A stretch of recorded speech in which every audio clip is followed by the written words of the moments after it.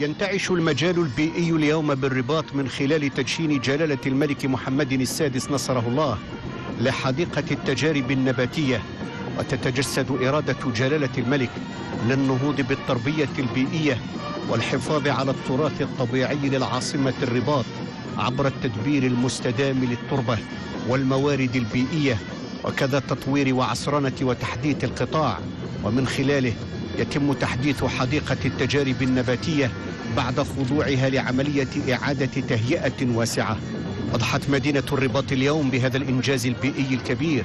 تتوفر على فضاء أيكولوجي ذي قيمة علمية عالية، اعتبارا لإسهام هذه المعلمة البيئية في صيانة الموروث النباتي الوطني، ودورها المحوري الرئيسي والأساسي في تحسين المؤشرات البيئية وتعزيز جاذبية العاصمة الإدارية للمملكة. وبالإضافة إلى ذلك ستتعزز البنيات التحتية الرياضية والترفيهية لمدينة الرباط وسلا عبر برنامج يهم بناء 7 ملاعب للقرب لفائدة الشباب.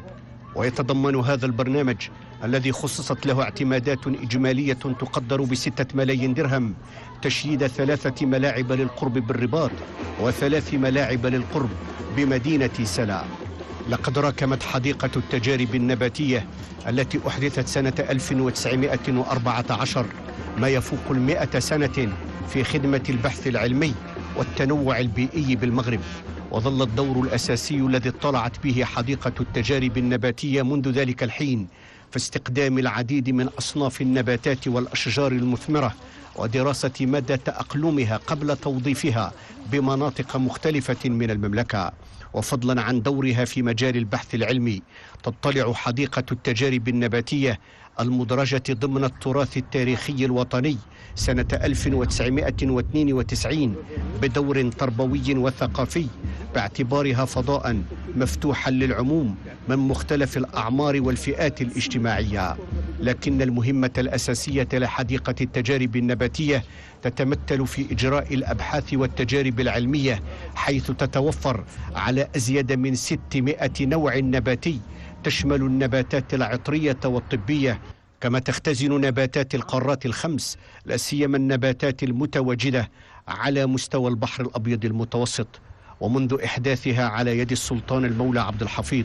شكلت حديقة التجارب النباتية مختبرا يحتضن الأبحاث المتخصصة في مجال علم النباتات، فضلا عن كونها معرضا لباقة متنوعة من أنواع الأشجار والأغراس النادرة. لذلك فإن تهيئتها تروم حماية التراث الوطني وتطوير البنيات التحتية البيئية لعاصمة المملكة، وتمكين هذه المعلمة البيئية من الاطلاع بالأدوار العلمية والأيكولوجية والترفيهية التي أحدثت من أجلها. تمت إعادة تهيئة حديقة التجارب النباتية وفق تصميم حديث، حيث خضعت أيقونة الرباط البيئية إلى عمليات تجذيب الأشجار وغرس نقلات أخرى نادرة وترصيف الممرات الرئيسية والجانبية، علاوة على تجهيز الحديقة بالإنارة وقنوات السقي العصرية وغير ذلك من الأشغال التي تضفي عليها مزيدا من الرونق والجمال.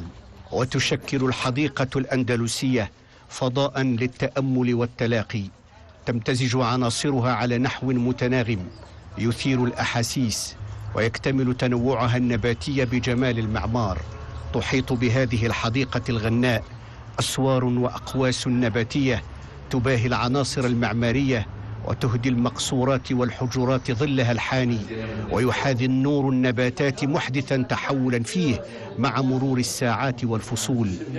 حديقة التجارب النباتية بالرباط فضاء مثالي بمختلف أنواع النباتات، معلمة تاريخية هامة تم تصنيفها ضمن التراث الوطني. حديقة التجارب بالرباط التي دشنها اليوم جلالة الملك محمد السادس حفظه الله لها دور كبير في التنمية الفلاحية الوطنية من خلال إدخالها لمجموعة من الزراعات وإغناء المشاتل وتنويعها، وهو ما يجعلها تستأثر باهتمام الباحثين الذين عملوا على تصنيفها ضمن الفضاء الأخضر الساعي إلى الانتعاش، وبالتالي إدراجها كأول محطة للبحث الزراعي بالمغرب، سعيا إلى ضمان استمرارية دورها العلمي والإيكولوجي.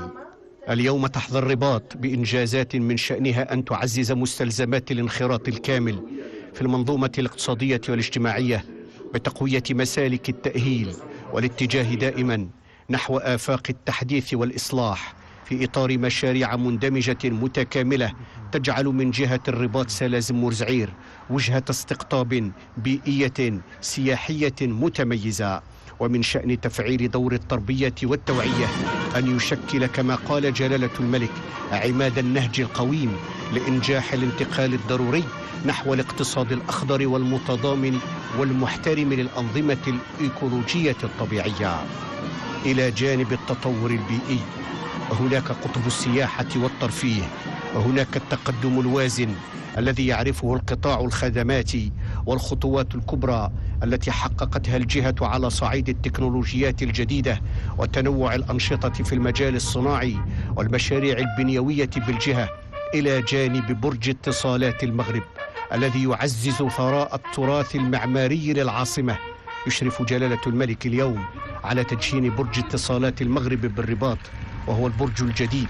الذي يدعم موقع اتصالات المغرب الريادي في قطاع الاتصالات بالمغرب وعدد من دول الساحل والغرب الإفريقي. منشأة جديدة تعكس التطور المستمر الذي يشهده قطاع الهندسة المعمارية بالمغرب،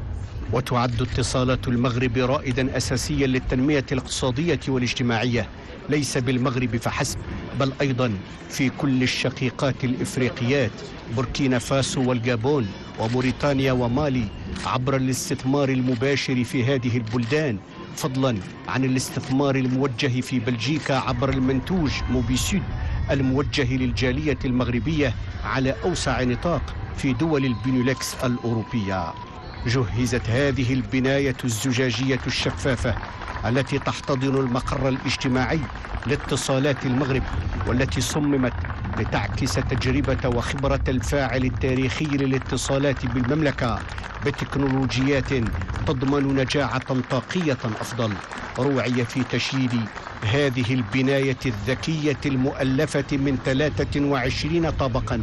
والتي صممت من طرف مهندسين معماريين ومقاولات ذات صيت عالمي. روعيت مبادئ رئيسية منها اقتصاد الطاقة والتدبير الأمثل للماء وتأمين الجودة الحرارية والصوتية والسلامة، وهي مبادئ أصبح استحضارها أمرا أساسيا قبل إنجاز أي مشروع من هذا القبيل. سيمكن هذا البرج العملاق الذي بوسعه استقبال أزيد من 800 إطار من تجميع مصالح اتصالات المغرب الموزعة لحد الآن عبر عدة بنايات بمدينة الرباط، كما سيمكن من تحسين ظروف عمل المستخدمين وأداء الشركة بشكل عام. تتميز الخصوصية التقنية لهذا البرج الكبير في تشكله وفق أحجام مختلفة ومعقدة وتشييد الطابق الأخير للبرج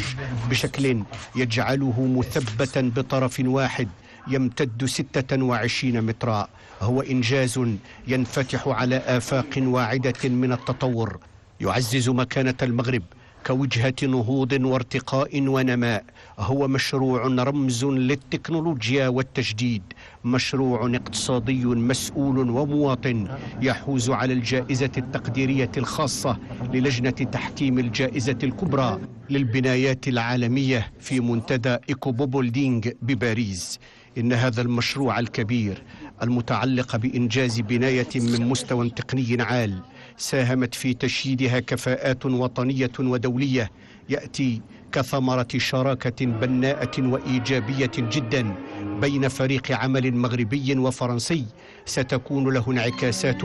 إيجابية على الهندسة المعمارية بالمغرب وجعلها في تطور دائم. فضلا عن المكاتب، يضم المقر الجديد لاتصالات المغرب قاعة للإشراف على الشبكة الوطنية، قاعة للاجتماعات، قاعات للمحاضرات في شكل دائري تتسع ل600 مقعد مخصصة لاحتضان تظاهرات متنوعة من محاضرات وحفلات موسيقية وعروض فنية وسينمائية. كما يضم برج اتصالات المغرب بالرباط متحفا للاتصالات يحتوي على مجموعة غنية من القطع المتحفية التي تعكس التطور التكنولوجي لاتصالات المغرب، متحف الاتصالات يحكي سيرورة تطور قطاع الاتصالات عبر أحقاب وعصور، وكيف استجاب للمتطلبات ودعم الحاجيات العامة والخاصة، وكيف واكب مجالات التنمية عبر مراحل تجسيدا لفلسفة القرب والتدبير المواكب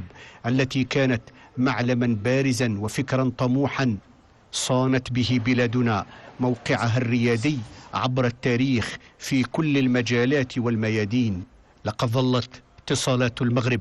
الفاعل الوطني الأول في قطاع الاتصالات الذي يحرص على تلبية جميع انتظارات زبنائه، سواء تعلق الأمر بالخواص أو بالمهنيين أو المقاولات، وذلك عبر السعي الدائم إلى تطوير المنتوج والاعتماد على أحدث التكنولوجيات في مجالات الاتصال. واستطاعت اتصالات المغرب الرفع من عدد زبنائها إلى 33 مليون زبون في الدول الإفريقية الأربع: بوركينا فاسو والجابون وموريتانيا ومالي، إضافة إلى المغرب، موزعين ما بين الهاتف الثابت والمحمول والإنترنت، علما بأن الشركة تمكنت من تسجيل رقم معاملات فاقت 30 مليار درهم مع نهاية عام 2012.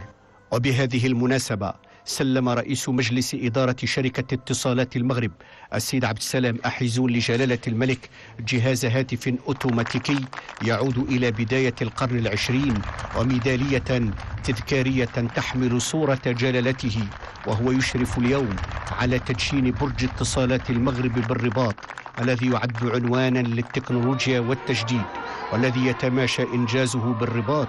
مع أوراش إنتاجية استثمارية متكاملة مندمجة ونموذجية في التنمية المستدامة.